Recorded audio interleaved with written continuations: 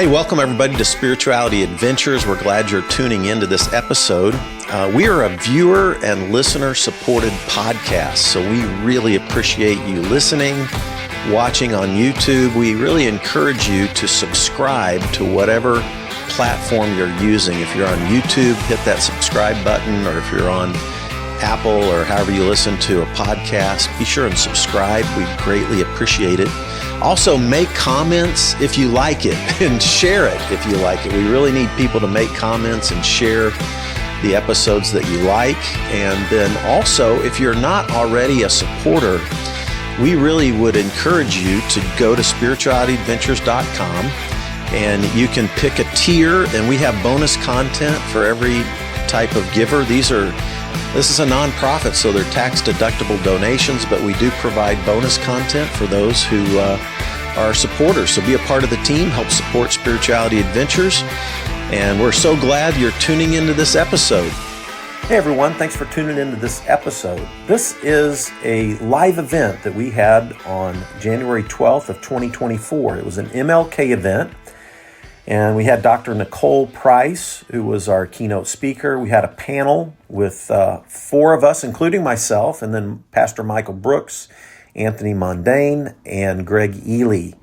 And we talked about a lot of issues, kind of celebrating the past and looking forward to the future and all the work that still needs to be done as it relates to civil rights.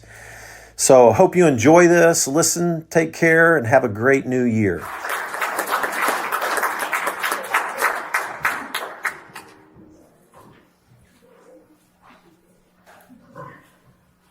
I knew y'all came to the program, but let's just have her do a concert. We'll just thank you.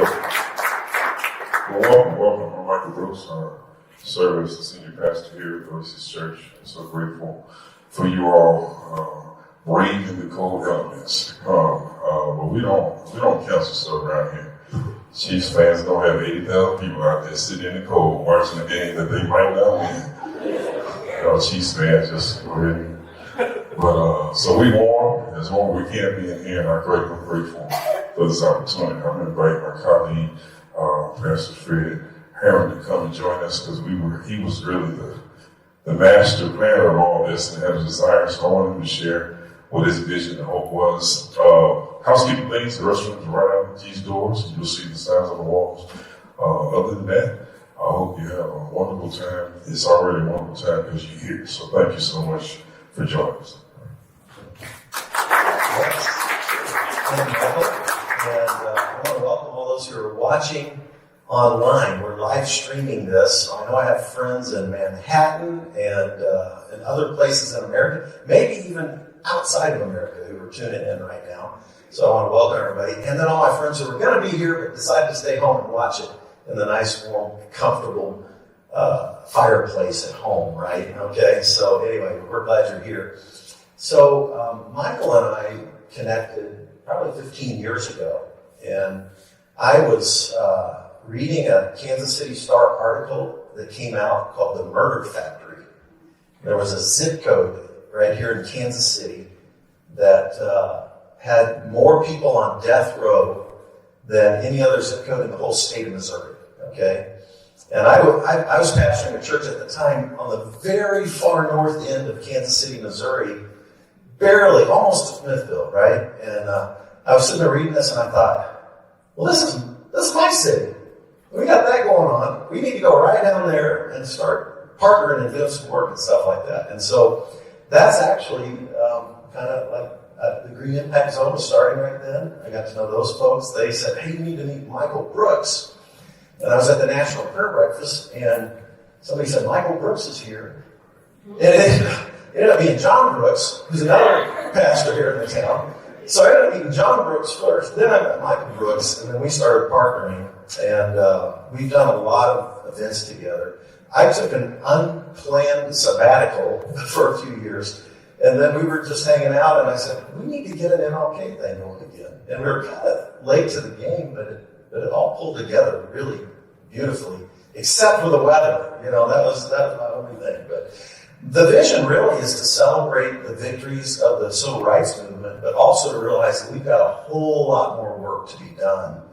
And my heart, I was pastoring at the time probably the largest church in the Northland, so predominantly white congregation, and I thought, we got to get people from the Northland down into the core to begin to realize there's still a lot of work to be done. So that was kind of one of my original passions, and it's still there. And I just am excited about the partnership of people that we pulling together. And there's a lot of work to be done, and we need to continue to press forward in that. So that's kind of good. Getting those friends another big hand. I appreciate this friendship. When I graduated from Central High School in 1980, somebody had told me one of my best friends was going to be a white dude from North Kansas City. I would have had a few words for him, but got a whole lot of friends I would have been friends with from Central High School, but look at God. And then you all are here. There's a number of different congregations, the pastors, the leader, you pastor, would you stand, the leader in the city, would you all stand, ministers and pastors, would you all stand, please? Thank you all so much for being here. So we have a full program. We have a keynote speaker. I'm going to introduce her in a few minutes. Can you give a hand to the music with our Arsenio?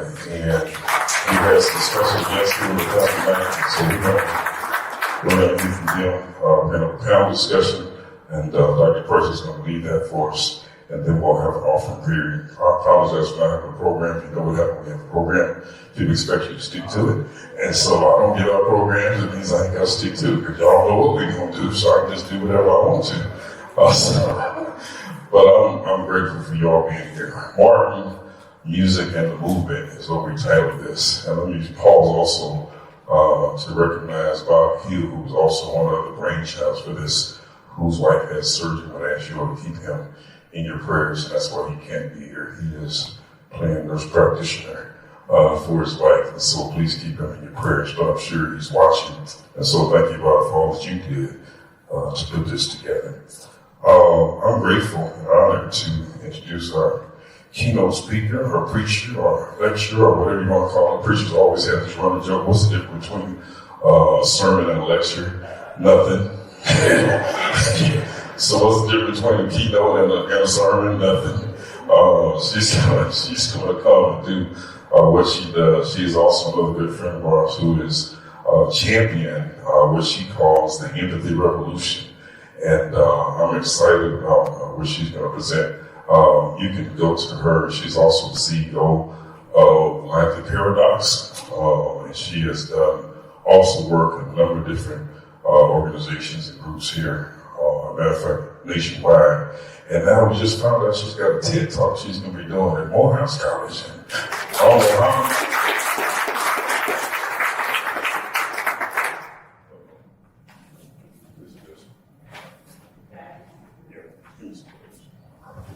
So I don't know how I'm going to get there, but I'm going to try to make it to Morehouse so I can go see the TED Talk. But I'm not good at intros either. And she asked who's going to introduce. I said I am, but I'm going to introduce you as my friend who's doing some awesome work here in the city. Doing some awesome work in the city, and she's going to introduce herself because she is of age and she is capable of doing that. The work she's an author, and I've read 2 of her books. The first one blew me away, and after I got through reading, I had to give her a call and say, you wrote my whole story. And then Spark the Heart is one we want all of you to become part of this empathy revolution.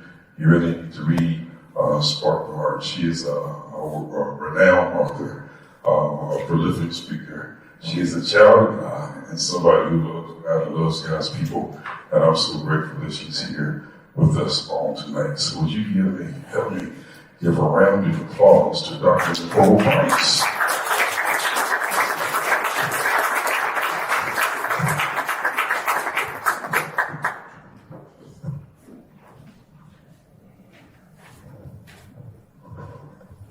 He said I'm of age, but I need you to know I got carded at the grocery store today.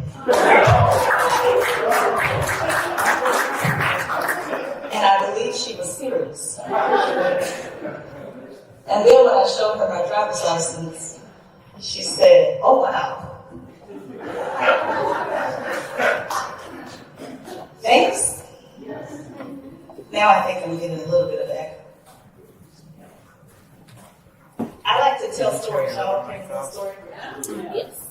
So 23 years ago, January, I was working as an engineer in a manufacturing facility about 45 miles away from my home in Kansas City.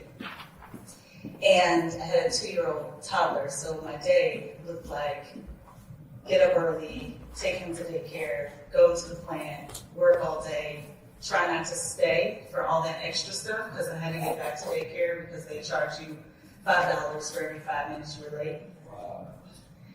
But this particular Monday in January, I needed to go to the ATM to get some money for the daycare provider.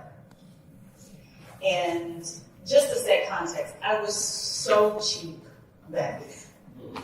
Like, squeaky cheap. Like, don't ask me to spend an extra dime on nothing, because I wasn't going to. And I don't know exactly what happened, but I went to the ATM to pull out just $100, way back when daycare was $100 a week. And it said insufficient funds. Now, I was an engineer, which meant I was salaried, so I got paid that Friday before it's Monday.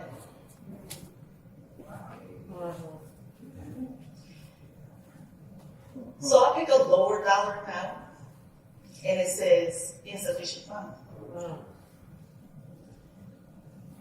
So I decide I'm going to try to take out the lowest amount you can possibly take, $20. This darn ATM machine kicked out insufficient funds. Now, I don't like to be late, but I don't like to be early, which is a little bit of a problem. Because I had to be at the plant by 7:30. But I didn't put that much pad time in. So I can't figure this out. And if you're much younger than me, there was no app on your phone. In fact, when I got to the plant, they had internet, but you couldn't use the internet for whatever you wanted. You were supposed to only use it for work, and some of us had a passcode to be able to use the internet. Isn't it amazing I got carded today? Because now y'all know.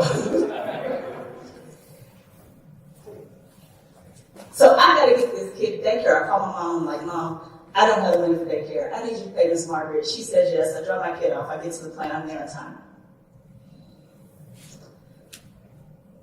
The following week, I get a book in the mail. I still have it because I was really excited about this book. It is I May Not Get There With You. It was written by Dr. Michael Eric Dyson. And I love to read, so I was extremely excited about this book. Because I thought, let me just escape this situation I have. But in the first chapter, I get pretty mad. Not just mad, almost disgusted. Because Dyson in this book, he has this idea that he's going to encourage the rest of us that we can be like King because King has all these flaws. And in the first chapter, he's laying out the flaws for us.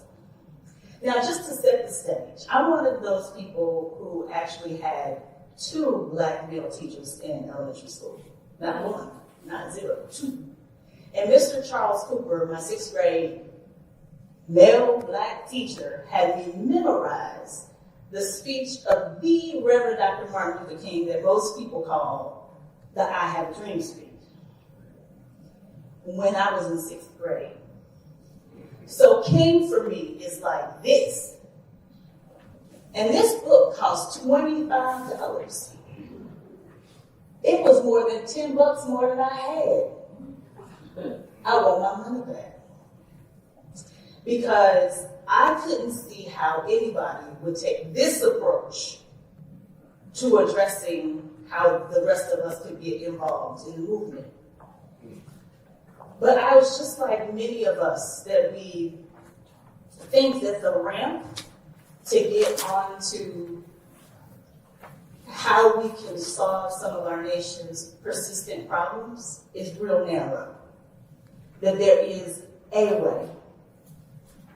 But it was Reverend Dr. Martin Luther King Jr. who said, none of us know the way. And so when people use distraction, divisiveness, destruction as the methodology to try to continue to tear down people, systems, structures, when we make progress, I always wonder, what is it that King would have said? And what I've come to realize can be summed up in a concept called the curb cut. So if you want to step down off of the sidewalk, there's a ramp to help you get down to the street. Y'all know what I'm talking about? It's called a curb cut. I use curb cuts. When my son was 2 years old and I had a stroller, I would push him on the curb cut. I wouldn't pop a wheelie off the curb, right? I'm using the curb cut. When I travel and I have luggage, I use the curb cut. You probably sometimes use the curb cut just because, right? And you don't step up for whatever reason that day. But why was the curb cut designed? For people who use wheelchairs. You see, if we had designed it for a stroller, it wouldn't satisfy the needs of everybody. If we had designed it for your luggage, it wouldn't satisfy the needs of everybody. If we designed it for skateboarders or for any other reasons besides people who use wheelchairs, it wouldn't satisfy everybody.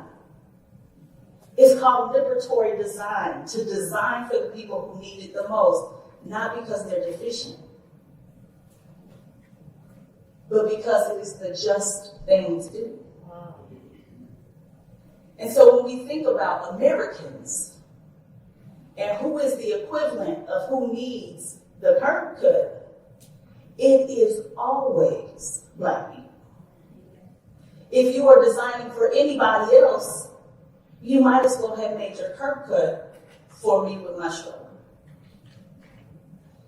And when I think about the fact that all of us are still here and in this room, it takes me back to Frederick Douglass saying, it is a marvel that the Negro is still here. Mm-hmm. But when I hear people talk about the state of Black Americans, here's what I hear. These young people today. Oh my God, the demasculation of the man. The alpha female. Where are the fathers? Oh my God, the music. It was Dr. Ibram X. Kendi who said there's nothing wrong with Black people except for we think there's something wrong with Black people. Mm-hmm. All right.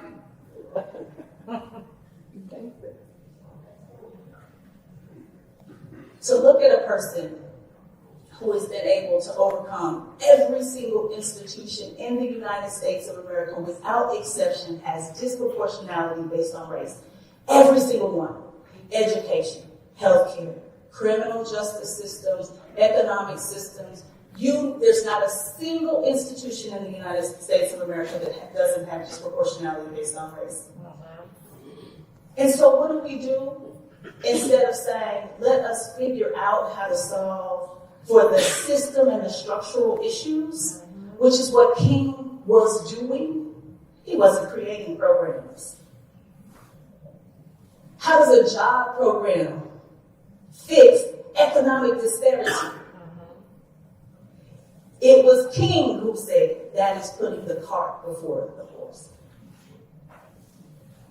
People with power understand that we have to dismantle systems that do not work. and build new systems that do. Right. And instead of looking outside of Black people for the answers, you think people in wheelchairs don't know how to get up on the curb. You think they didn't know how wide the ramp needed to be? And I like to use that example because nobody says, well, you know, there's an exception to the rule. I know this one person who uses a wheelchair and they get out of their wheelchair, pull their bodies up on the curb, and they make it work. So I don't know why the rest of us can't figure out how to do it. Come on now. And so the primary reason why I told you the 1374 story is, at that time in my life, I didn't really understand capitalism. I didn't understand materialism. I didn't understand white flight. I didn't understand systems and structures and institutional racism. It was Gerald Pitts, actually, who taught me those things. It's a ball head raining right there. And I feel like it is important for each of us as we learn to talk about the fact that we have not always known. Because when we do, that allows us to have the empathy necessary to bring other people along on the journey. Mm-hmm. When we behave and act as if we have always known, then my job is to, I don't know why you don't know. If I may, can I? Please, just somebody give me a yes. Go ahead. The person who organized the March on Washington was one of the gayest people I have ever seen on video. Yeah. When we decide that the intersection of Blackness must be separate from sexual orientation and religion and gender and all of these other things, it is a distraction. It is a distraction that prevents us from moving forward. So what do we do? And why did I mention the 1374 story? My friends, after I came out of that situation, and I know Michael Brooks is probably holding his breath hoping that I don't say the title of the book. I'm not going to. My friends started calling the strategies that I personally used to get out of that 1374 fiasco, Operation 1374. And all it is the opposite of distract, divide, destroy. It is, how do you focus on what you are here to do to progress the movement forward?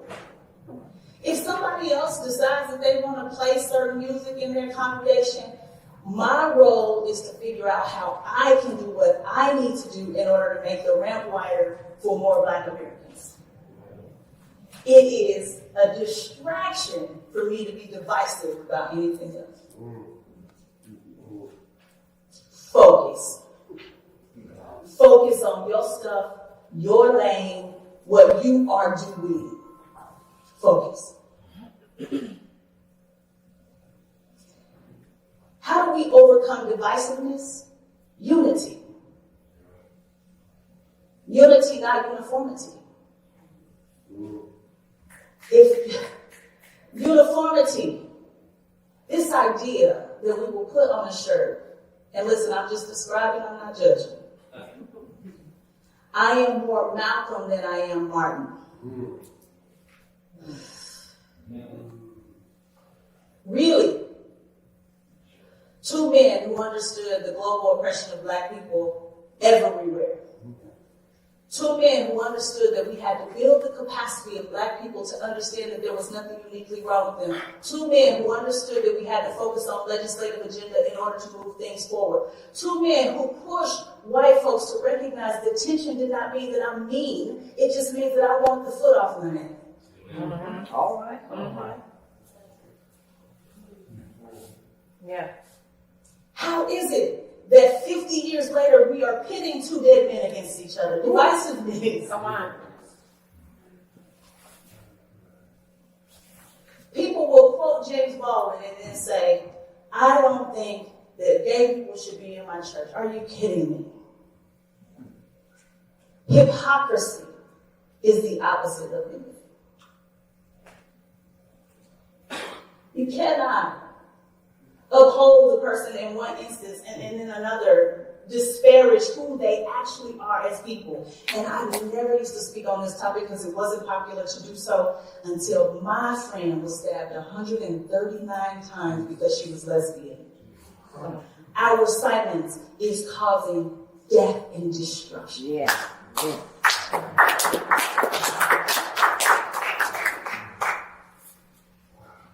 When I came up with the idea that empathy was going to be the key to help us move the needle forward, it is not because I believe I have the answer. It was King who said nobody knows the answer.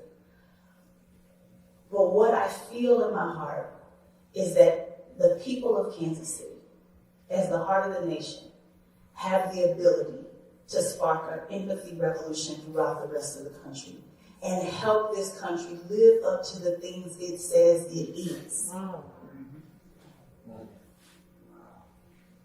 When we decide that we're going to focus and we are going to practice unity, you can't do those things without adding in that I am going to create and innovate. And guess who is the best at creating and innovating? We make it, they take it. It doesn't matter what we make. So you tell me why somebody steals something that ain't valuable. That lets you know it's valuable.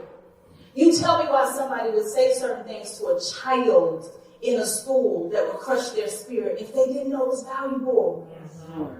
They know it's valuable. So love your families. Understand that it's because of Jim Crow laws that black people don't show as much affection. Not that there's something uniquely wrong with black people. Tell people that. Educate. Don't try to erase. Yeah. All right. Yeah. I regularly get told, Nicole, you gotta stop looking backwards. My friend Jim tells me, we gotta look forward. I am not actually a historian. But what I have come to learn is that if we don't look back at history, it just looks like there's something wrong with the people. Yes, yes.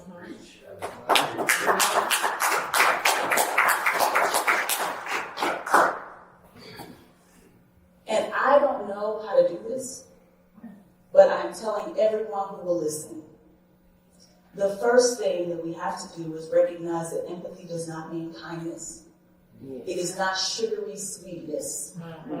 It is understanding that whatever another person thinks, feels, or believes, it makes total sense to them. All right. I can't take my feelings and put them on you. I have to look at your body of work and say, is this a flawed character or a character flaw? How do you know the difference? I can tell you flawed characters by 3 traits. They are distractions, they are divisive, and they destroy things. Yes. And when you put your energy, your vote, your passion, your commitment behind that, you are saying, I am not interested in progressing the movement. And so one thing that I hope to leave you with is that I have a dear friend who, whenever I talk about all the challenges, because there's plenty of challenges, right? Many. He always ends a call with, well, we got work to do. We, not I. We, not you. We. You do it your way, I do it my way. But we come together because the ramp needs to be wider. If it's too narrow, you can't get up it.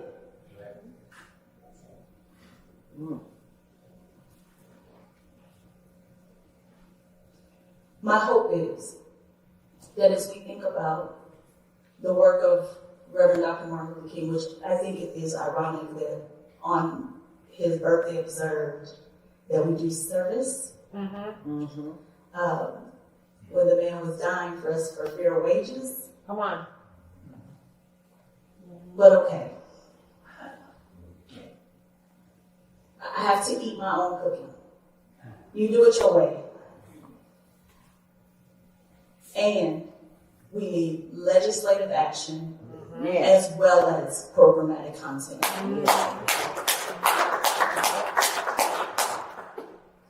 I was talking to my son this week, and he was discouraged. That's the word I use.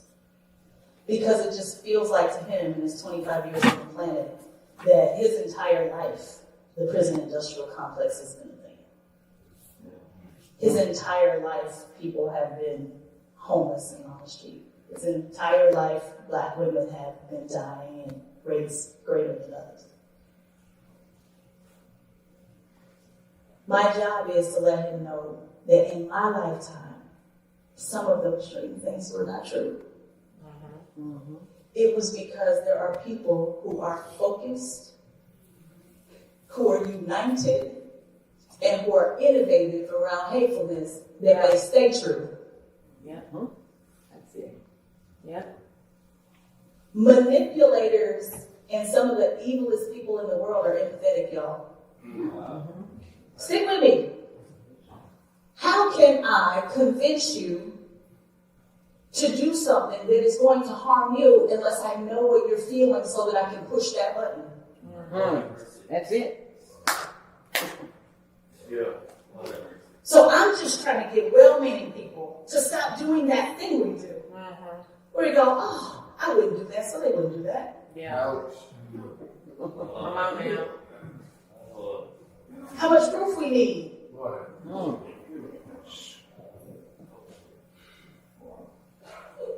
How much proof we need? So, in the spirit of eating my own cooking, I actually finished this book 23 years later. And I take back everything I said in 2001. Because what Dyson was trying to do was to show each of us, do it depressed, do it with a storied history, do it in North Kansas City, do it at 80 as an octogenarian, do it as a gender non-binary person, do it as a creative, do it as a woman in a pulpit, just do it. Just do it.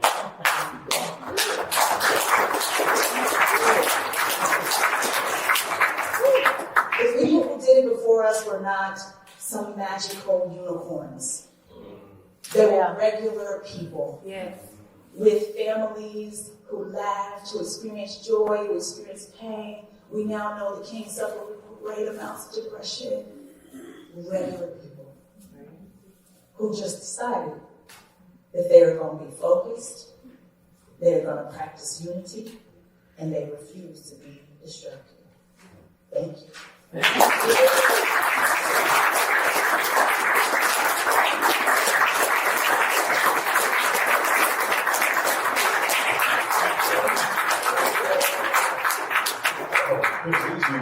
he's going to share with us how all of us can participate in the work going forward. While he's coming, let me ask all the panelists to come up to the stage, and we will rearrange things so we can get started to the next part. Amen. Thank you, Pastor Brooks. Have you been blessed this evening?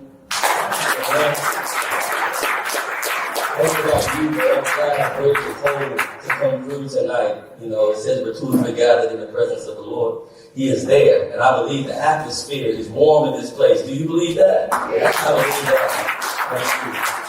You know what? We got work to do. We got work to do. In order for us to do that work, it takes finances. It takes investment. And we want to make sure we cover all the obligations from this evening. You know, Luke chapter 6 verse 38 says, give and it will be given to you, pressed down, shaken together, running over by your measure. Your measure. You make the measure that it will be returned to you. 2 Corinthians puts it like this. You sow sparingly, you will reap sparingly. You sow bountifully, you will reap bountifully. So I'm asking you tonight just to pray and see what God would ask you to do to give towards this effort. There are a few ways to give. If you want to, you can write a check out to the Oasis Church. If you have cash, you know, cash is always good. If you have that, if you want to do check and cash, you can come up now and just place those in the basket. If you can also give by PayPal or GiveFly. Just search the Oasis Church International, and there's also a card machine where you can give in the foyer as well.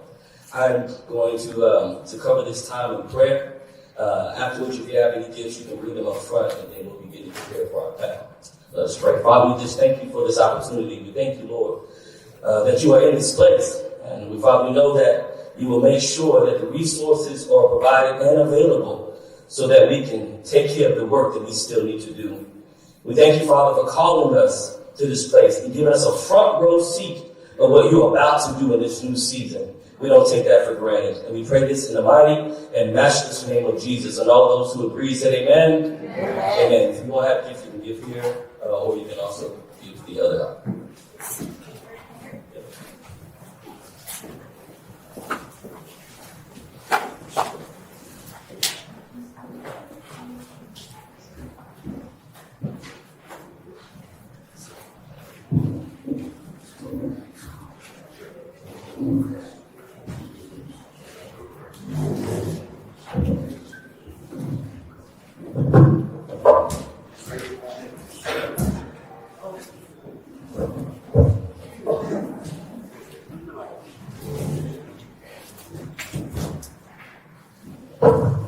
Yes, the panelists can come on up, and while they're coming, I'm going to provide the introduction, and then Dr. Parks is going to come and oversee the panel discussion.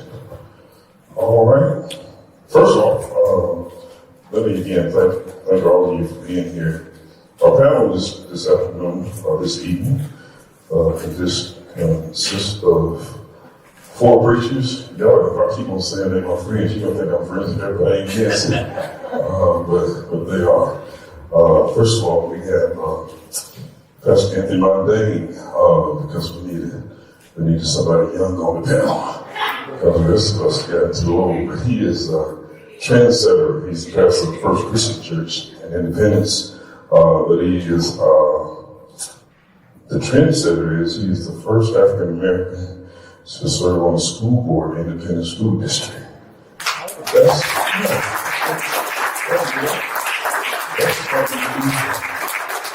But he's also, not only just educated, but he also is a banker. His subject this afternoon or this evening is education and economics. Pastor Greg Ely, you just heard as he received offering this afternoon, also a trendsetter. He is the proud pastor of the Colonial Presbyterian Church, a traditionally predominantly white church in South Kansas City, and they call him the pastor.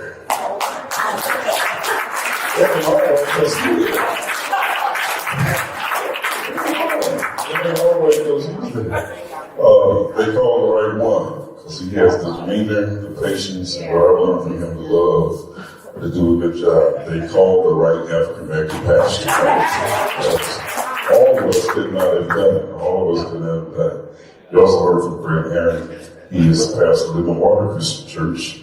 Some of y'all, he was talking about how we met. Some of y'all remember years ago the Convoy of Hope. He's the one that was the originator of the Convoy of Hope. And because of what he did, we were able to feed thousands of people every summer through that. That's where we became friends. His subject matter is going to be white nationalism and white supremacy. And I'm just up here because it's my church. No, I'm going to be talking about trauma-informed care in the housing. One of the things that we try to do, myself and Dr. Price actually co-presented during the Concerned Clergy's conference this year, trying to combine these two thought processes of empathy and trauma and being trauma-informed, because I think they go together. And the more we can talk about, again, how the history has been traumatic, and also now how we can put ourselves in people's shoes to really understand where they're coming from. I struggle with that too. I still struggle with it on a monthly basis, on a daily basis, how to try to understand why people do what they do. But by trade, I'm a counselor and psychologist, so that's always been my thought process, trying to figure out why people do the stuff they do and how can they do the stuff they do and keep on calling themselves Christians. Amen, somebody. And so I'm going to go ahead and Dr. Price to come back. Each one of us is going to take about 3 to 4 minutes to introduce our subject matter and talk about it from our perspective. Then Dr. Price will come with questions that the panel will answer.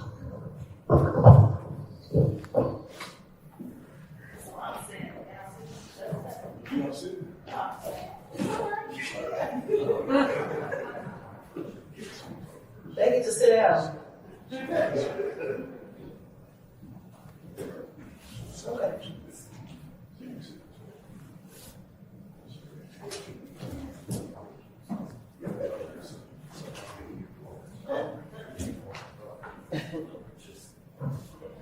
Just gotta make sure, so you want me to just introduce myself, or you want my 3 points in my text? I just need to be clear, so we're all on the same page. No, well, my name is Pastor Greg Ely. I do have the privilege of serving at Colonial Presbyterian Church. Prior to that, I was a pastor at Paseo Baptist Church in the city. So God, in His comic way, allowed me to pastor an all-black church in the inner city. And then 6 years ago, moved me to an all-white church in the suburbs. And all the joys that come along with that. It has been a phenomenal opportunity to see God move. But one of the things that was a stumbling block was when I told my story.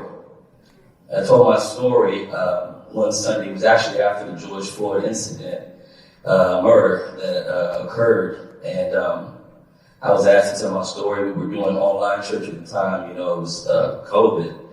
And after I told my story, I received emails and letters, and I'll tell you my story here in a second.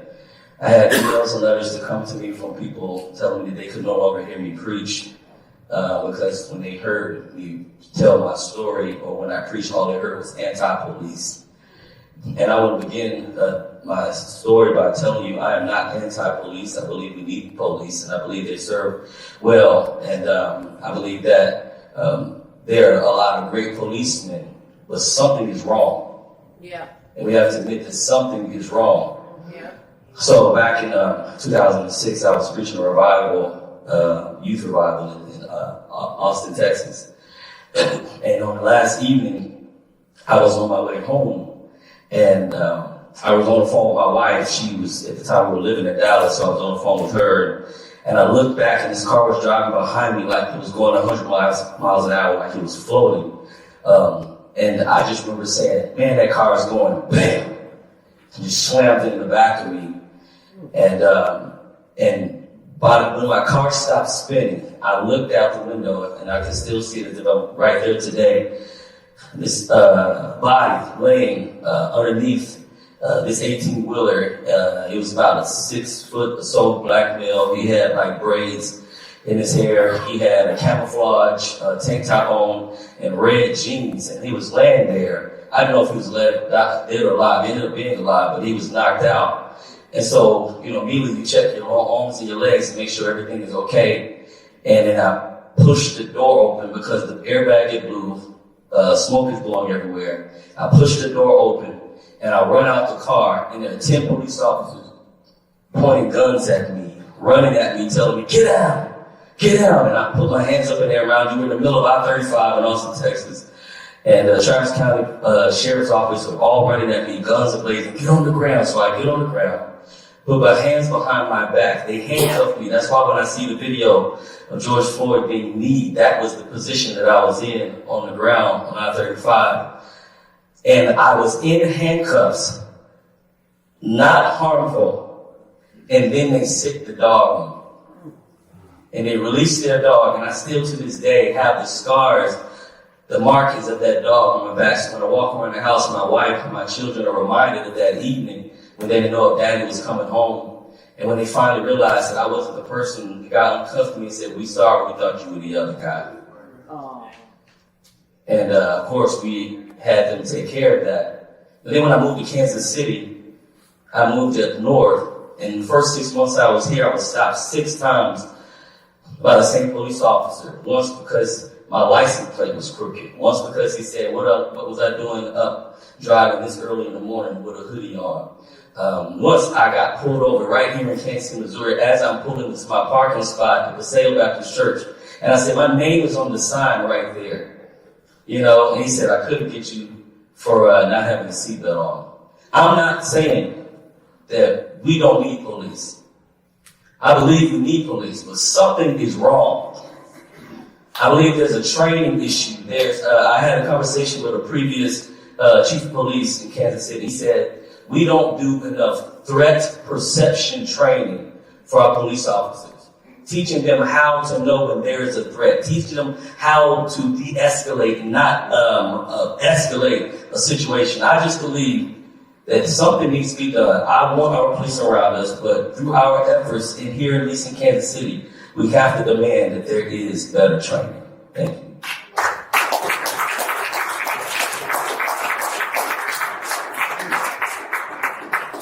My name is Anthony J. Bondane. I pastor Restoration Life Church in Independence, Missouri. I'm a husband, father, and I manage a bank, PNC Bank. Very proud of the work that I do. I've been in banking for 10 years now. I've committed a lot of my life to serving the community and providing financial education and bridging the gaps in the wealth gap, basically, in our community. Most recently, I worked for We Development Federal Credit Union, which the whole purpose of the credit union is to be in the inner city and provide solutions for families and people who are attacked by predatory lending. That is something that I am personally very, very moved by, and I will speak of these issues until I cannot speak anymore. There's a very serious issue when it comes to what's fair and what's right in underserved communities. If you notice, you will see a predatory lender everywhere in these communities. And that's intentional. That is not an accident. That is not a coincidence. That's not a oops, okay? And there are targets in these communities. And the targets look like me. They do. And after researching, I recognize that there are more people of color that take advantage of these lending opportunities than others do. But when you think about that, there's a method behind all of those things. When people will come to me and sit in front of me and tell me, Anthony, I need a loan to pay off this payday loan. I need a loan to pay my rent. I need a loan for and these are things where, I'm duty bound by a job, by my employer, to do the best that I can to make a good loan, but I also recognize that sometimes people just don't have other resources. They don't have other choices, or at least that's what they believe. So my job is to educate those people who feel that their last option and only option is to go and give themselves to payday lenders. My recommendation to you and to anyone you love and know is to never, ever, ever, ever get a payday loan. It's never worth it at all. They will structure things so precisely down to the 10th year, the day of the 10th year when that time expires lawfully, okay? They will come and knock on your door and get that money and however they can. If it's $200, it's $300, whatever, they will do it. And in my community, we are so used to just surviving, getting by, making ends meet, doing what I gotta do. Well, the white man, this. We are so conditioned to that mindset. And I will fight until there's no more fight left to educate not just people of color, but all people, because it's not just people of color. Let me be clear. It's not just us, okay? But the concern is majority of it is, okay? And so I want to spend my time and my effort not just preaching about Jesus Christ, which is my primary responsibility, but I also care about the whole person. I want to tell you how to be wealthy, and I want to tell you how to actually go apply for a loan. I want to tell you what you can do to get approved and how you can structure your life so much so where when you go to that lender, you can be ready to get a good loan and how to look for the best rates and all of those things. That's my focus, and encouraging people in my community that you don't just have to accept anything. We have options. And I think one of the biggest downfalls in our community is just accepting what's given or accepting what's available. We are at a place where so many people in different spaces are fighting with us. We can demand, we can make certain requests that, my grandparents weren't able to make. And there are spaces that we fulfill now that are historic. They call my election historic. And after further research, not only am I the first person of color on the Board of Education, in my city, there's never been a person of color elected to any office. And someone asked me, one of the news reporters asked me, they said, well, why do you think you're the first person of color to run? And I had to stop and say, no, ma'am, you are not correct. We do run.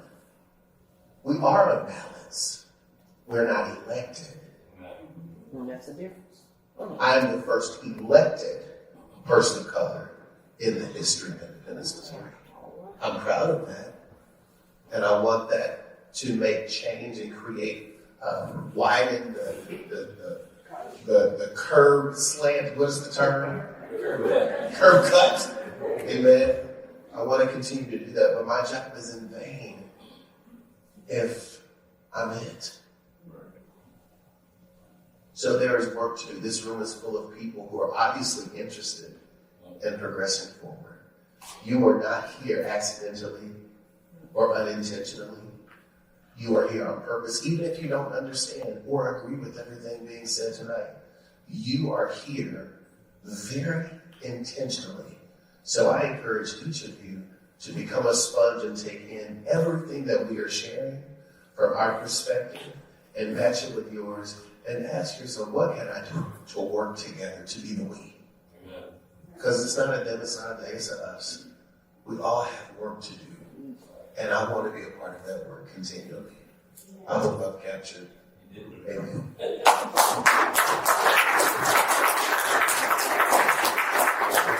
Thank you, Ray. Appreciate it. Okay, man. I grew up in the Northland. I went to Park Hill High School. I grew up in a very white high school. And I grew up Southern Baptist in a very white church. Okay? And I came to Jesus at that church. And so was discipled by white Southern Baptists, right? And we had only a few black families at Park Hill High School in the 70s. Very few. They're all friends of mine. We all did sports together. I didn't realize there was a race problem. I was in an almost all-white school with like maybe 3 black families. We all did sports together. We were all friends. And I just assumed that this is how the world worked. Black and white people get along, and there's way more white people than black people, And I never talked to those friends about what it was like growing up black in a mostly white high school. I didn't even think to assume that it was different just because we were friends. It didn't feel different to me. I actually reached out to one of those friends just this past week, and I said, hey, we're doing this MLK thing. And we're going to get together and have that conversation. And I was hoping she'd be able to make it for the weather, like I've got her scheduled this week. But nonetheless, I went to Baptist universities, Baptist seminaries. We didn't celebrate MLK. The crazy thing is, I never even put 2 and 2 together and I didn't really realize the racist history of the denomination that I was raised in and why we didn't celebrate MLK. All I heard about was the things that you brought up in the front end of the book. Oh, MLK wasn't a good guy, like da-da-da-da-da-da, Right? So I mean, it was, and then, but I always had black friends, and in my brain, I just didn't see the issues. I moved back to the Northland in 1990 after college and seminary, on staff at a white church, and then I started church in a mostly white community, right? And grow this church, but we had some diversity. We had some black, some Asian, some Latino. Greg came all the time. And, but when I read that article on the murder factory, it's like, oh man, because we are already serving in the homeless and in a lot of different ways in the urban core. But that's when I really started an in-depth process of trying to connect with black pastors. Michael, one of the first ones, but Greg too. Greg, what year did you start at Paseo? 2009.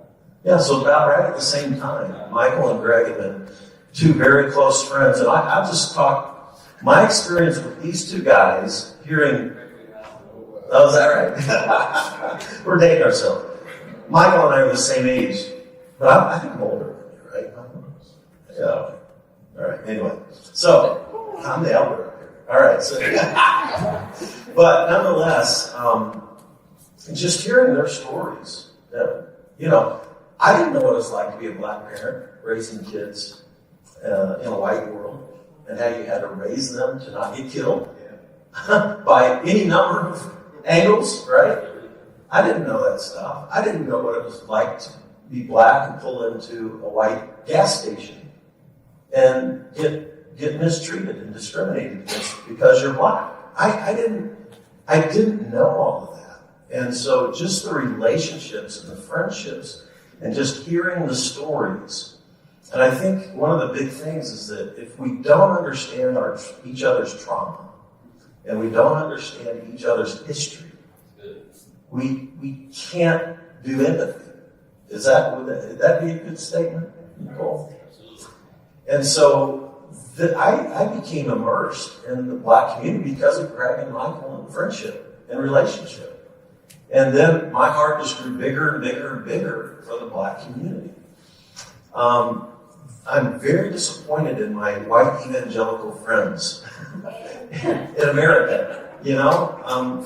But I tell you this, I do try to keep an ear to that community, and there are a few white evangelicals who have pretty big platforms who do speak out against Christian nationalism, authoritarianism, and racism. One of the guys is a guy named Phil Vischer, who is the creator of Veggie Tales. Like most white Christian, evangelical Christians, raise their kids on Phil Vischer's Veggie Tales. Did black parents do that?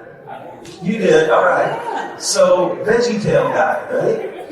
Well, he came out right after the... He doesn't know what it is, right? I know. It's a white thing. Anyway, so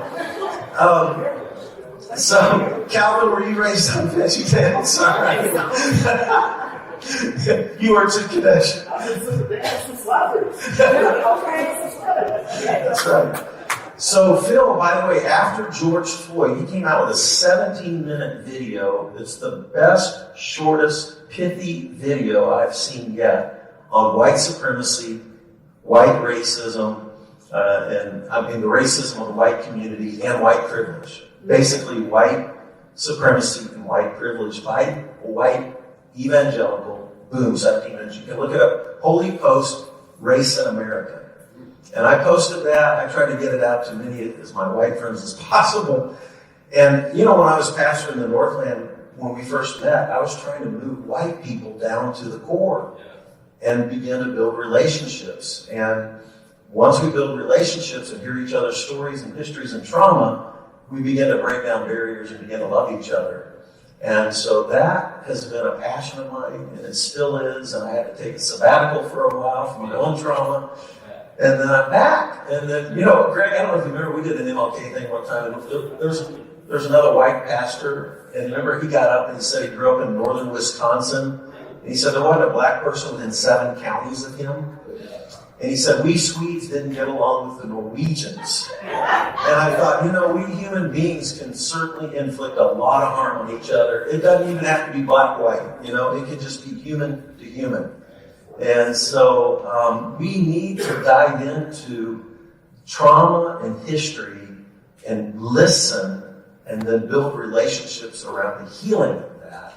And that's a big passion. And I think that the more white people we can help understand white privilege and white supremacy and hear people's personal stories through relationship to understand that, it'll make a difference. And so that's a big passion of mine. So I am incredibly passionate. And a big thing, too, was like, hey, I didn't grow up celebrating MLK. I want to influence as many white people as I can to dive into that, celebrate that, and to be a part of that. 150 years, slavery's been ended, 60 years of civil rights movement. We've had a black president. There's so many white people say, what's the problem? And it's all there. All you have to do is listen to people, listen to their histories, listen to their trauma, and you'll begin to see with new eyes the issue that is at stake. The system is still rigged for white people, 100%. And we need to do work. There's way more work to do for the civil rights movement. So that's my passion.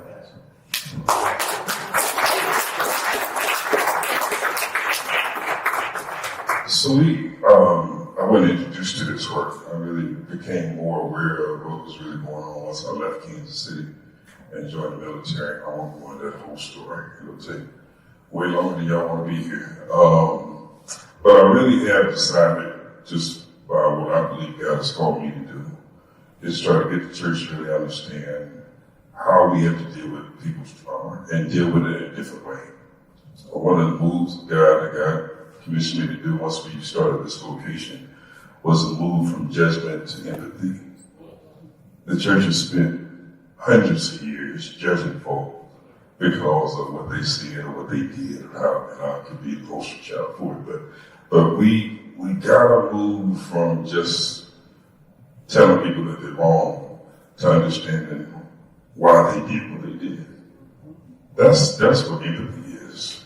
And we have to be honest about the fact that what African Americans and blacks, whatever we want to call ourselves this century, because we were colored, and then we were Negroes, and then we were black, and then we're African American, whatever, and none of those represent a nation.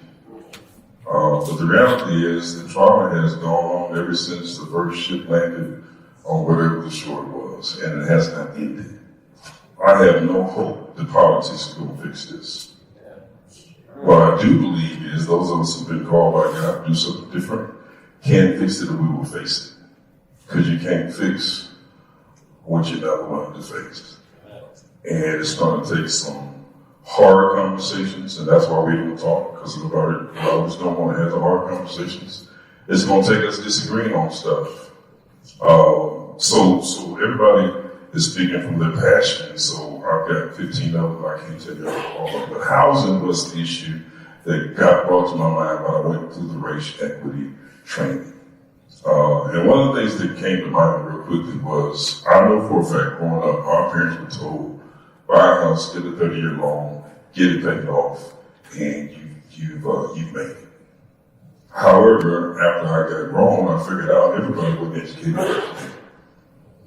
The home itself is supposed to be one of the things that help you develop wealth.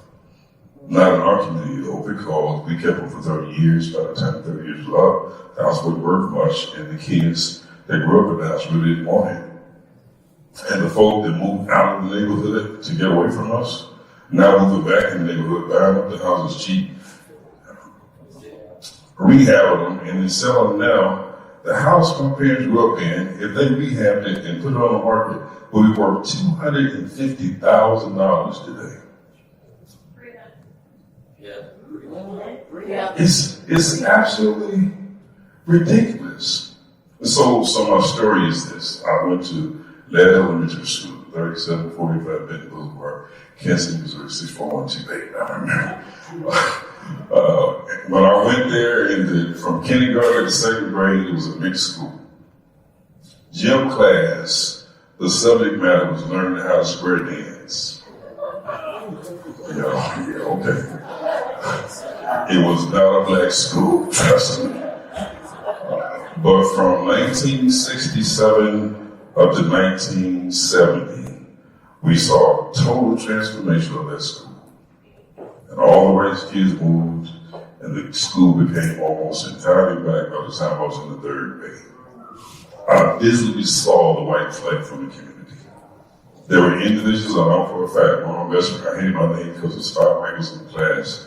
And so Michael Jones, who lived across the street, his father was a doctor, his father was white, his mother was black, and he came to school with best friends. Matter of fact, my mother was the homekeeper. While we were at school, she was the maid for the house. They came to school and said, we're leaving, we're moving. I said, why are you moving? My dad just said, we gotta move. What we didn't know was the white families in that neighborhood were sent letters saying the blacks are moving in and it's time for you all to move out. And what was developed then was what we know as Fort Parkway. Benton Boulevard used to be the place where doctors and lawyers and rich folks stayed. All right, the school is on 37th and Benton. All those individuals moved out. You literally, when we grew up in grade school, you could go across the street and talk to a lawyer. You would go around the corner and talk to the doctor. The teachers went to the same church you went to. So you got in trouble with school, you got in trouble with church on Sunday too. And they told everybody at church how you protected them. We literally saw their community turn from a mixed community to an all-black community within about 4 or 5 years. Then the last thing I'll say this, and then we decided that once we started making money, the best thing we could do is get out of the neighborhood. You want to be successful? You got to move. And back then, Grandview was the place to move. Grandview ain't the place to move now, is it? Y'all ain't talking to me. They wouldn't let us in Raytown. They kept Raytown locked down. You couldn't drive through Raytown when the sun went down either. I remember playing basketball in Raytown and leaving the court. And no matter what Sunday it was, because it was a car of 6, 7, 8 black kids, we get pulled over every time from Raytown to 63rd Street. Simply because it was a car load full of black kids. And they knew we were there. We went over there to play every week. So the housing issue, I believe, is the house.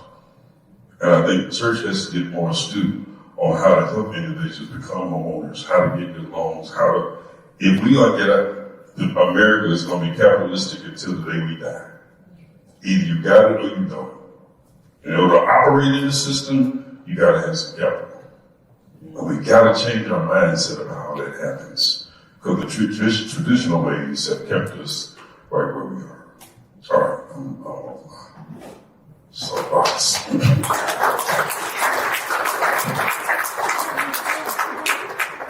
This is about to be a hard job for several reasons. They call me the great debater, and I've got plenty of things I could debate about what was said, and I'm not going to. And the other thing is, every single last one of these speakers took 3 times as much time as they had. How am I going to moderate this panel?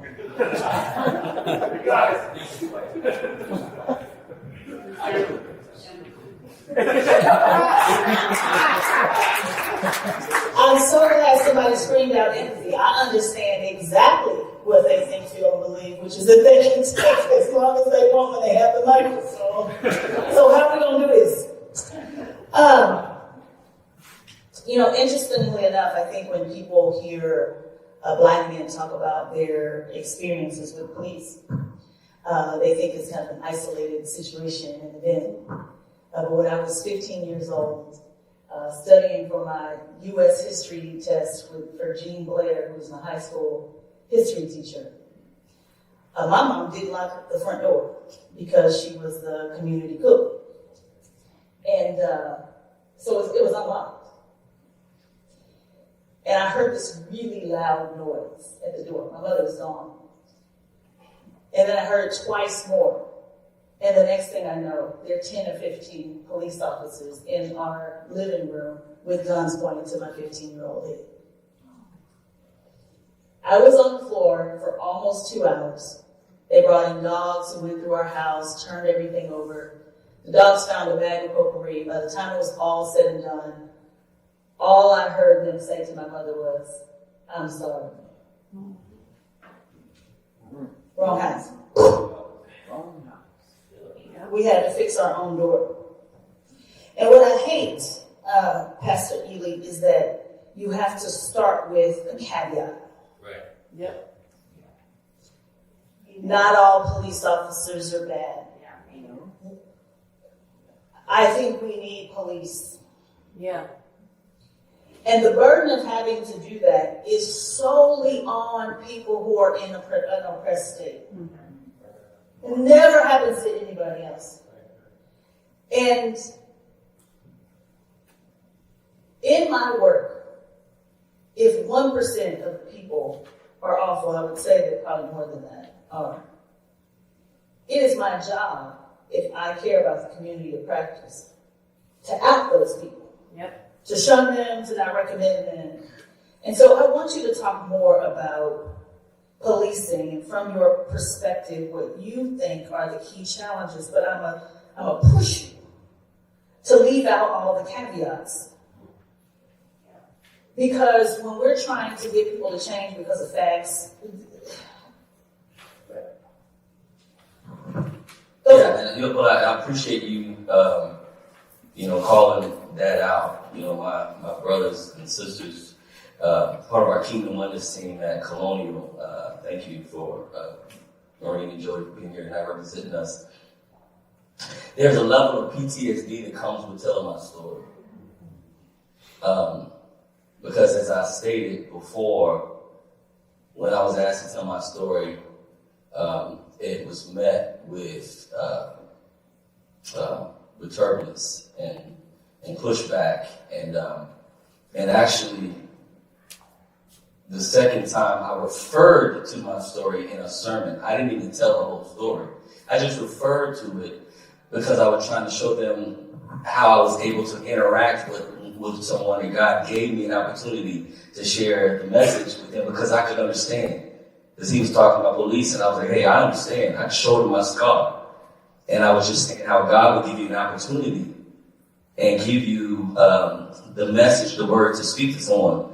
And I got an email after that that said, you keep bringing that up. And because of that, my son being a police officer, I am going to have to leave the church. erasure. And so that is partly most of the reason why I feel the need to have to disclaim before I tell the story. But understand, I raised two boys. I say raised now because my youngest son turned 18 in November. Mama said he's still a baby, but I had to teach them how to drive in Liberty, Missouri, being a black man. I had to go pick my son up because he was playing with some friends in an elementary school and get my son out the back of the police car. My son was pulled over because he was speeding, got a ticket. He thought he paid it, got a message in the mail that it wasn't paid because he actually paid the fees, not the ticket. Went to the courthouse to go pay the ticket. The guy says, oh, the standard procedure is I have to put your son in handcuffs. So it's those type things that make me feel like we have an issue. My son was jogging in my neighborhood, and all I could see was a Ahmaud Arbery as he ran off in the distance, and I couldn't see his silhouette anymore. And he turned the corner. So yeah, it's a very sensitive issue. Yeah, I appreciate you for sharing that and sharing the trauma that happens. And most of the time, people think about trauma related to black people. Mr. Ailey, I want you to talk about white supremacy, but I want to qualify it a little bit, okay? I'm sorry, Fred, I want you to qualify this a little bit because I'm going to share the work of Res Mumanake, who's done My Grandmother's Hands. If you all are not familiar with the work, it's Releasing Racialized Trauma from the Body.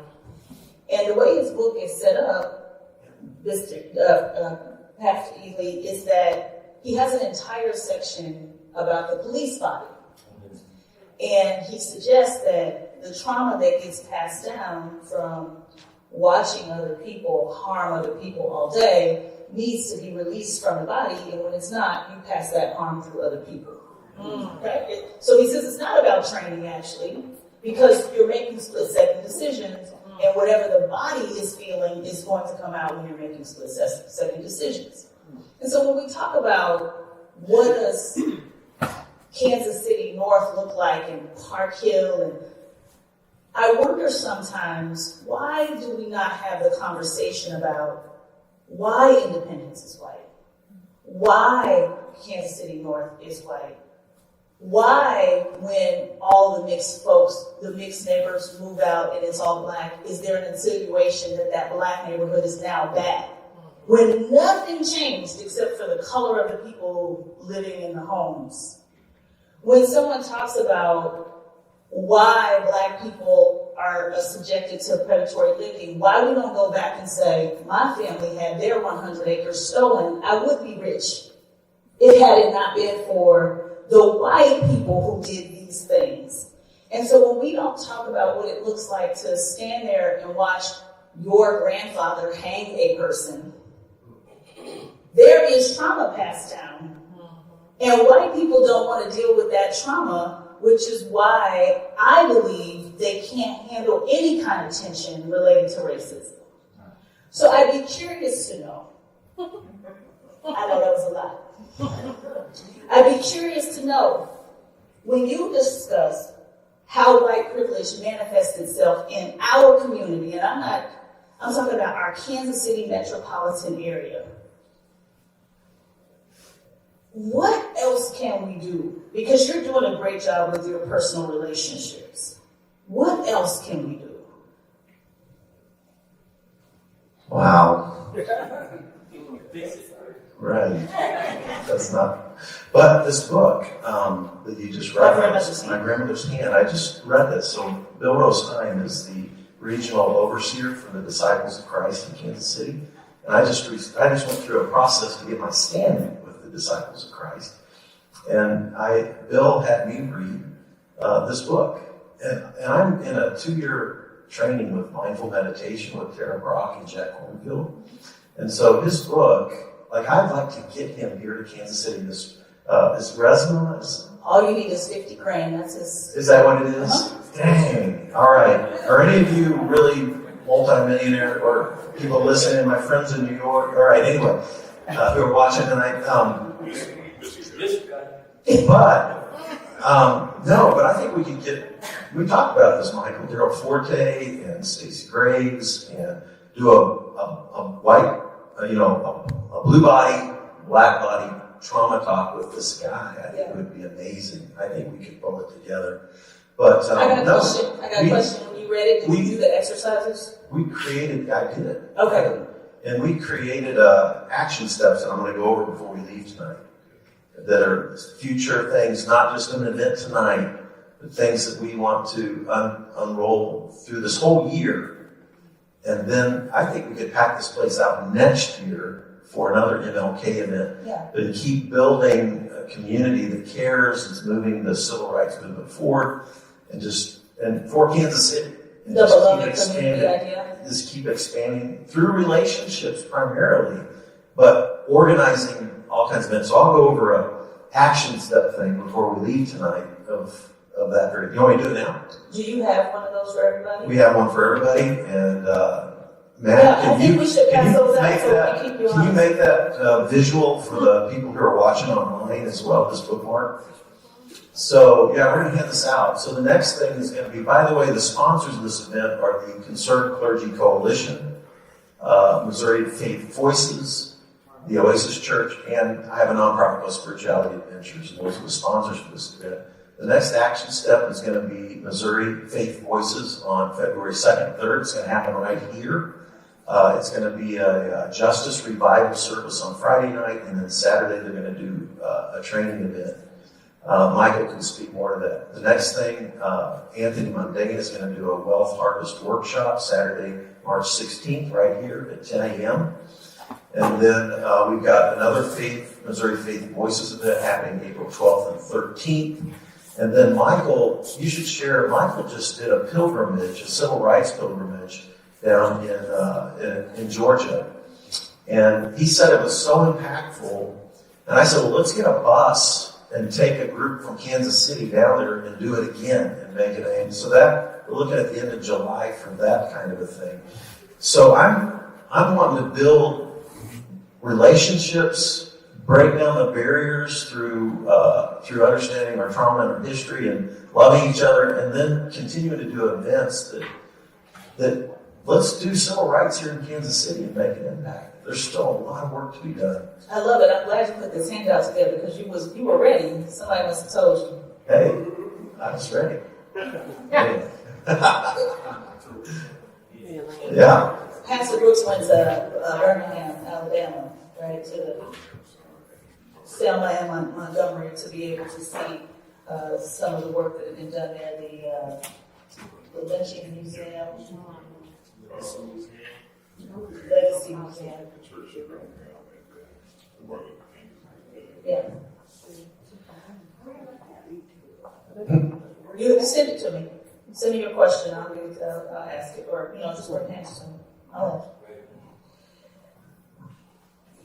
Because while we're listening, I think it's important to just know the burden is not just on Black people. It keeps going back to there's nothing uniquely wrong with Black people.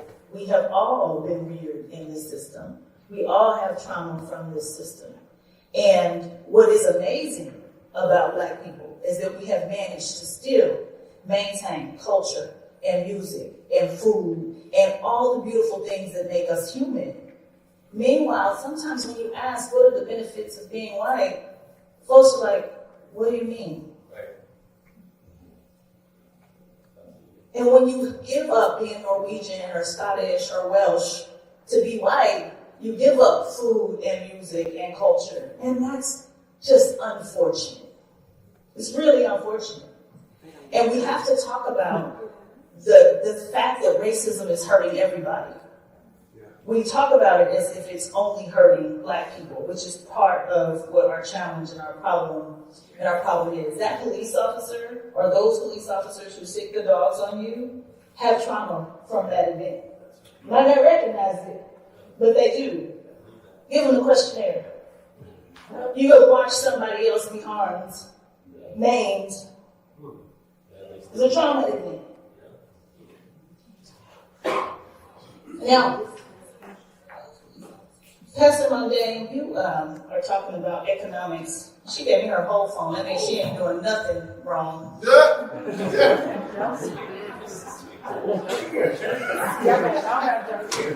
gave me her whole phone. I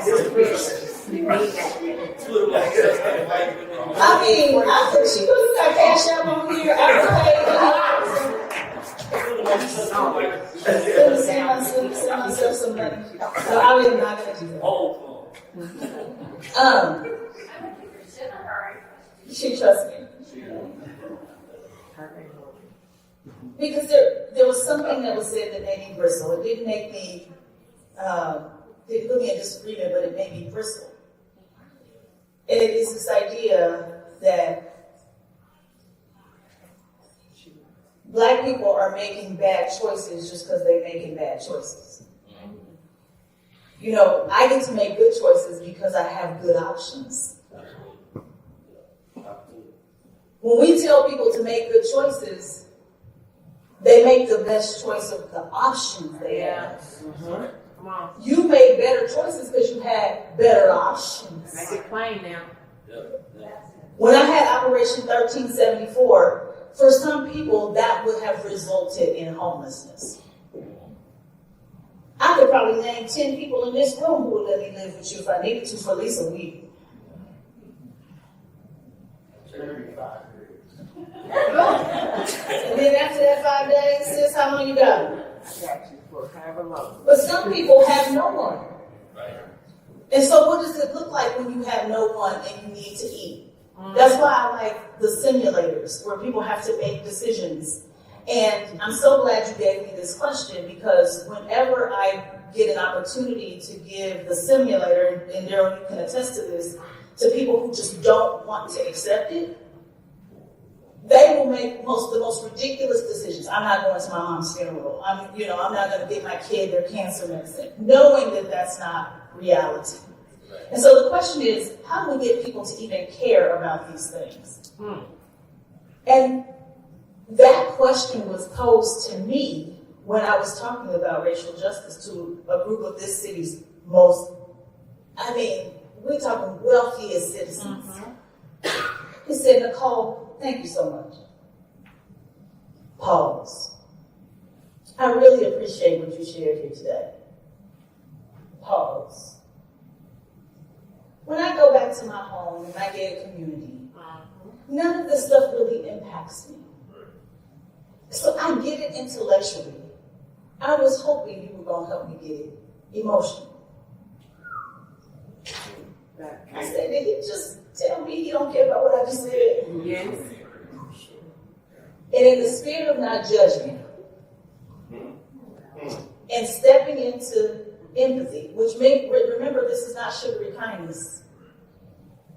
I am not in agreement. I am understanding that what he's saying makes total sense to him. Right? Based on his lens. And that is where I said, wow, we have got to find ways to build empathy. That's the mundane. What you got? Education and economics. How does the quality of education directly impact economics? I may not have a very popular statement. I'm just going to be honest. Honest for you. I'm going to be truthful. Okay. The statement or non-statement might be very popular, but I've accepted in my life that I will not be able to give people even a reason to understand my truth or the truth that exists. Some people will just not understand that, be it blatant or the inability to adapt to reality, whatever that is for them.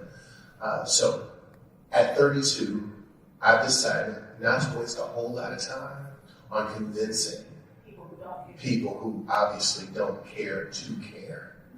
People who will meet my reality and my lived experience with, but what is happening? Like, I don't have a whole lot of energy. And I think we were at a breakfast and I had to just say that. Guys, I didn't even apologize. I was just like, I just don't have the energy. How many of y'all feel the same way though? You think that's not a popular idea? How many of y'all, just show of hands, feel the same way? Let me say this. I come from the church where you are to forgive, and I support that. I'll forgive you. I'm not going to waste my time convincing you anymore, though, at all. If it is difficult for you to understand that Black people are mistreated and treated differently than you are, you have to be in a space in your life where you choose not to accept that truth. And it's just, yeah. So I've watched this. I had a grandfather who was a Black nationalist, who practiced Islamic beliefs. The whole gamut. I've seen so much in my life to where I don't have the space anymore. And so facts are facts. There was something that Pastor Brooks said that I'm committed not saying anymore. A courageous conversation. What courageous conversation? It doesn't take courage. It takes truth. What's the truth? If you can't handle the truth. Hey, I just want to speak to that.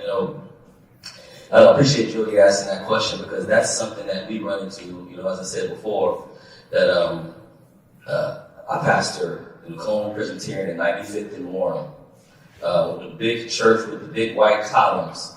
And our church's name is Colonial, So I'm not even going to go into that. Because last time I brought it up, it almost split the church. So I'll leave that alone.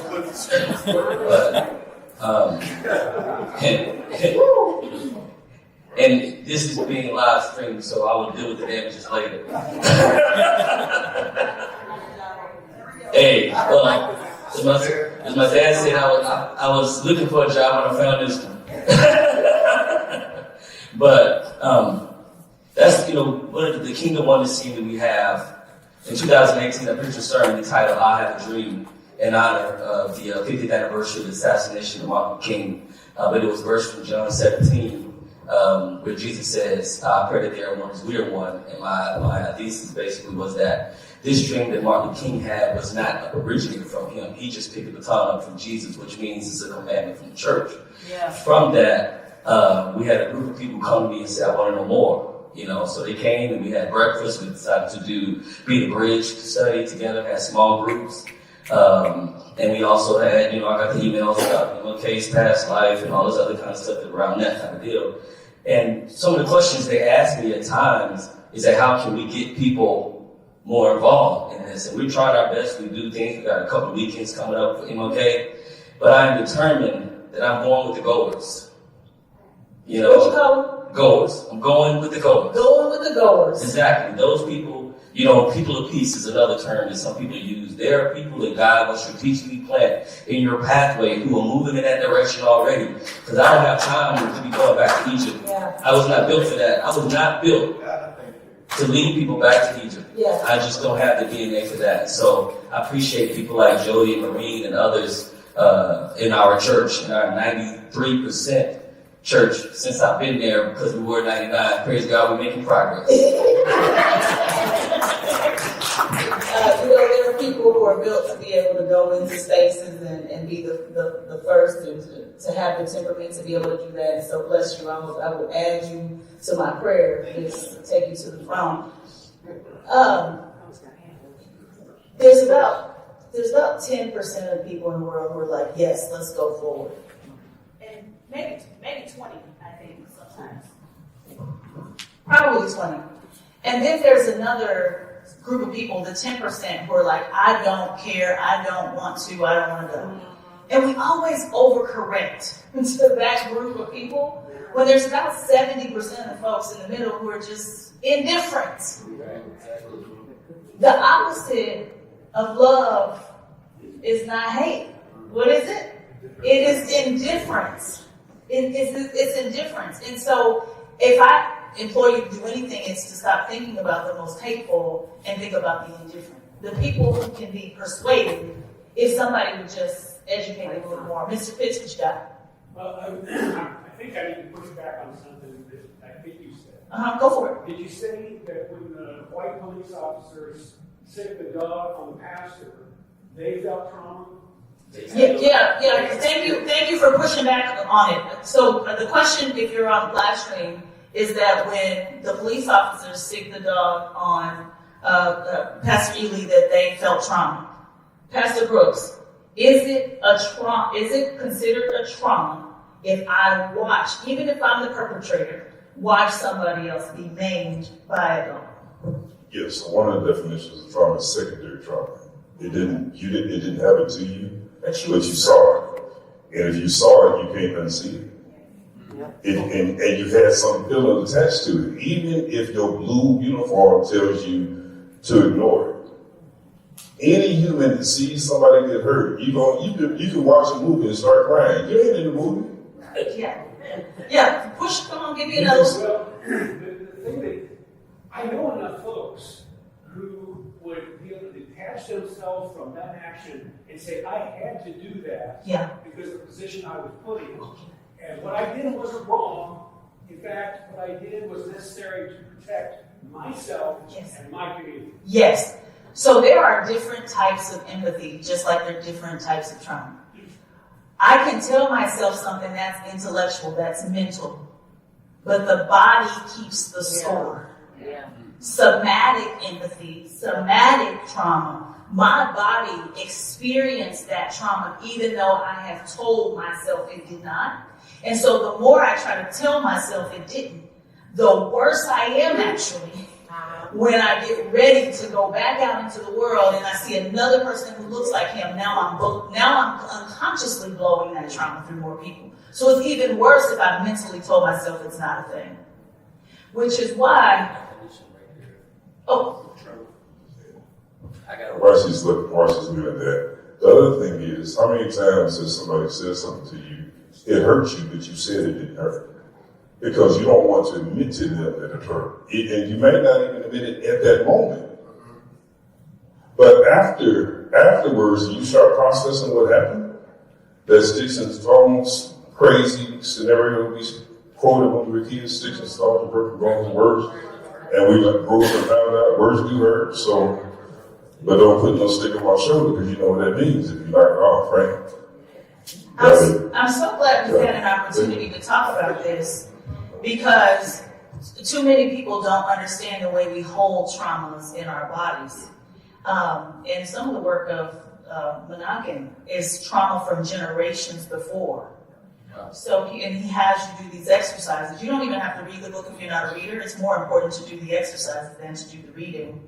And the sole purpose is to push past what your brain thinks, to release the trauma from your body so that when you do have to make that initial response, it is one that you can be more thoughtful and less harmful to other people. And it's hard to get through that book because you're looking at the abusers as being abused. But that's what they are. That's what they are. Pastor Brooks, he told me to call him Michael, but I can't. I read a book called Working Our Way Home. It was a book from a homeless ex-con and a millionaire art dealer. Highly recommend. Best book I read last year. Jennifer Moore, who's the homeless ex-con, said that if every single church adopted one person without a home, we could eradicate the houselessness situation in our cities. Just one. We know what to do. There's so much affluence in our nation. We don't have to have people living outside. In fact, I remember once we had an exchange student stand with us, and they were asking, what are those houses behind the house? And I said, houses behind the house, what are you talking about? Those houses behind the house. And I said, oh, those are garages. And they said, what? It's for the car. And they said, you have houses for your cars. Well, Lord. Some of us got 3, 4, 5 houses for our cars. So could you explore the connection between housing insecurity and psychological trauma? So many people will say that people who are homeless are out there, are homeless because they have a mental health condition. But I think if I had to live outside, I'd probably develop a mental health condition. So what's your experience working in the space, and what would be your best suggestion for the folks listening? So I'll agree with the conversation about the church, because I'm always coming back to that. I really believe if the church wants to, we can fix everything that's wrong with America. That's what I believe. Everything. Because we're not supposed to be looking at the government to answer the problems. Government should be looking at us to answer, because we're showing them the model. We should have the answers. They should be knocking on our door saying, how can we deal with it? I've been back in Kansas City now for 26 years, and I started here working in the homeless population with Soul Park Rehab Center. It don't take 25 years to solve homelessness. We know exactly how to fix it. We just don't want to. We don't want to spend the money. We don't want to spend the time. And we don't want to give the people that do want to do it the resources to make it happen. Now, we get money to everything else. When I was at City Hall, we had over 250 vacant houses in the city that didn't know what to do with. And a homeless population that reside mostly downtown. You got 250 houses, and you got people that are homeless. Not a garage, a house that is livable. And you don't want to put these people, why? And what all of us need to understand is there's money in poverty. There's money to be made when people don't have resources, because they are going to do whatever it takes. They are going to commit crimes. Now you can put them in jail. Now you can build a new jail. You see how it works? Yeah. So why would you build a brand new jail knowing that it's not the crime that's the person's problem? Who don't know mental health is a major issue? And dealing with the prison population, they're individuals, and trust me when I tell you, the people committing the crimes, they ain't dumb, they ain't stupid, they just poor. And during this time, I promise you, go to any store around here, most of them have called the police on somebody that's stealing, who knew they were getting the police called on them and knew they were getting locked up, because guess what? Now they're sleeping out on the street in the cold at night. They're going to take them to jail. And guess what the jail got? Food and heat. And at best, they're going to do about 2-3 months. How long does winter last? I know for a fact they would commit crimes in November and December just to get locked up, so they'd be locked up during the winter time. And I ask them, why do you keep on coming back? Because I'm getting 3 meals, a bed to sleep in, and it's warm in here. How long did it take us to raise minimum wage to $15? And could anybody in here, based on your lifestyle, live your lifestyle making $15 an hour? So if it's not good enough for us, why would we say it's good enough for somebody else? $15 an hour with 2-3 kids that eat? You should have made better choices. So it's That's what people say. And I'll end with this, and it's 8:30, so let me end with this because we're talking about anything we need to. But my personal struggle in 2024 that started probably around in 2020 is for people to look like me that don't think this is still a problem. Who have adopted this assimilation to the point they don't even want to come back to the neighborhood and fix what's wrong. We're living now with like the second or third, and I'm not mad at nobody. We fought for y'all to live wherever you want to live, to raise your kids wherever you want to live, raise your kids. But there's a problem now because there's a disconnect from people who have resources and have ability to make some changes, and they're saying, that ain't my neighborhood. Until you get pulled over by the police 4 times in Gladstone. One last question, and we're going to Yes. Go ahead. Good evening. Good evening. I have a question for my dear friend Fred. He said, because, I'm a little crazy. As a fellow graduate of Park Hill, where the number of Black people didn't change too much from when we graduated, as a Southern Baptist now, I would like to know, even though you are getting into other spaces, how are you pushing this racial healing agenda into the Southern Baptist relationships that you have to hold them accountable to where we go forward?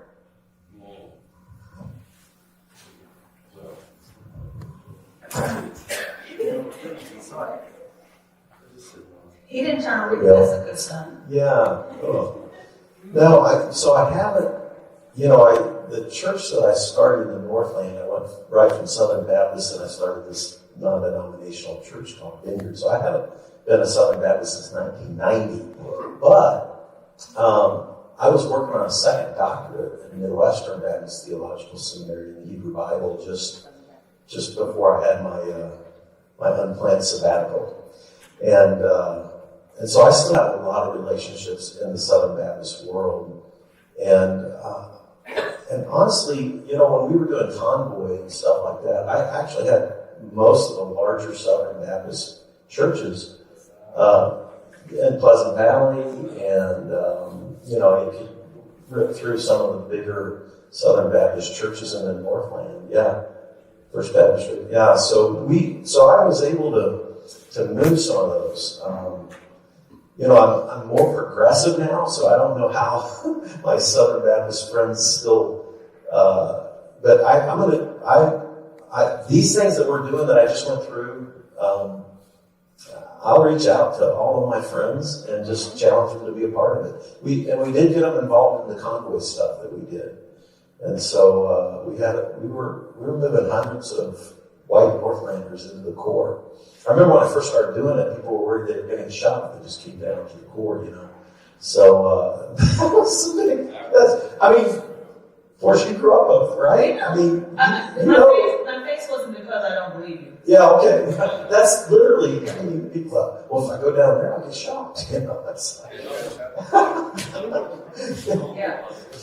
So real quick question. What was the name of that, the VeggieTale author who made the video? What's the name of that video? Phil Vischer. Although the video is, if you Google Holy Post Race in America. Holy Post Race in America. Somebody get that. Is it in the VeggieTale? It's on YouTube.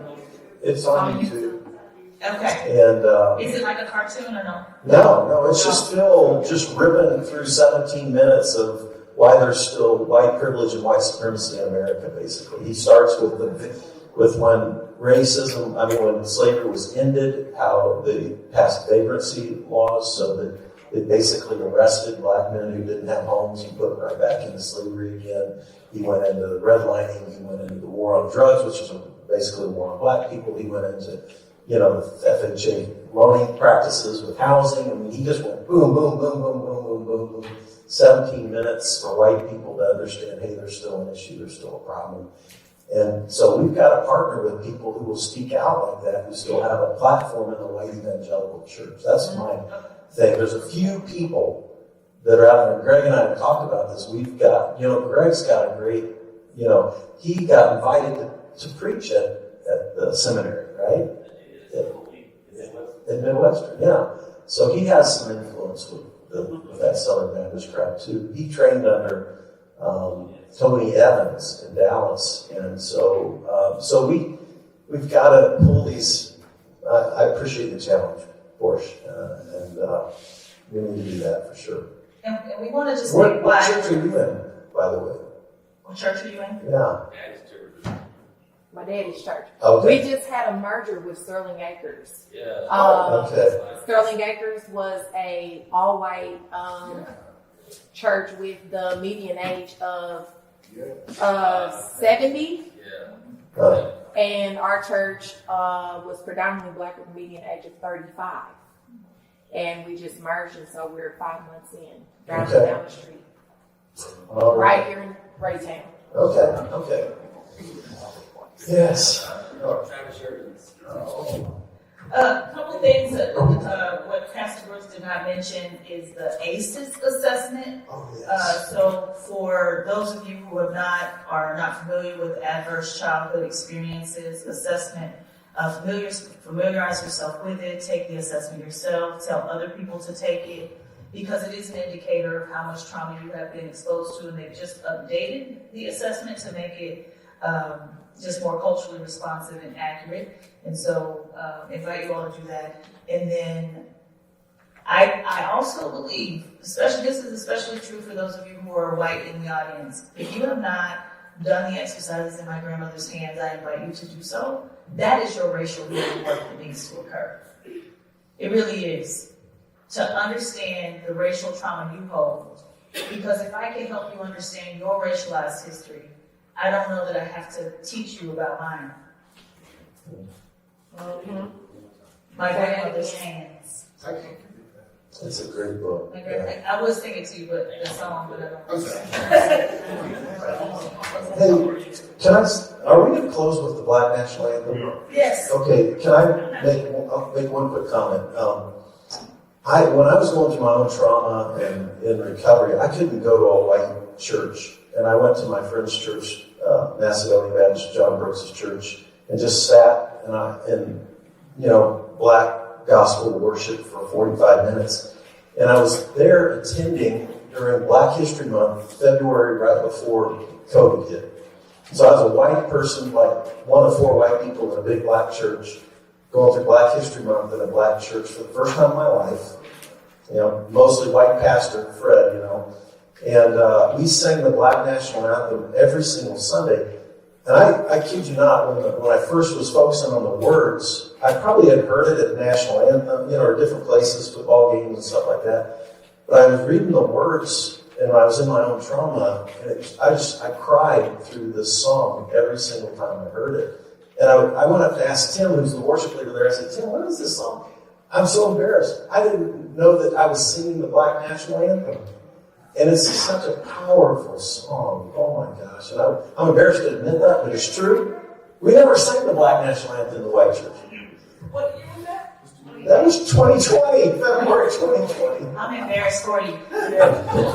Well, I have to explain. Why he was. No. When I first had our first Black History Month back in 2020 so at Colonial, I had to explain to them what that was and get permission to sing it and explain the background of it in order for us to be able to sing that as a part of our church. We did it once.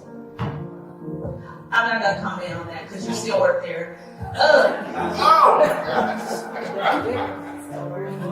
Did y'all know why in black churches people shout and clap and scream and holler? It is a trauma releasing mechanism. And what has happened over time is people have tried to convince us that we should not do that anymore. That is something's wrong with that type of worship. And then what did you notice happened at the same time? Mental health challenges within Black people started to go up. Suicides with Black people started to go up.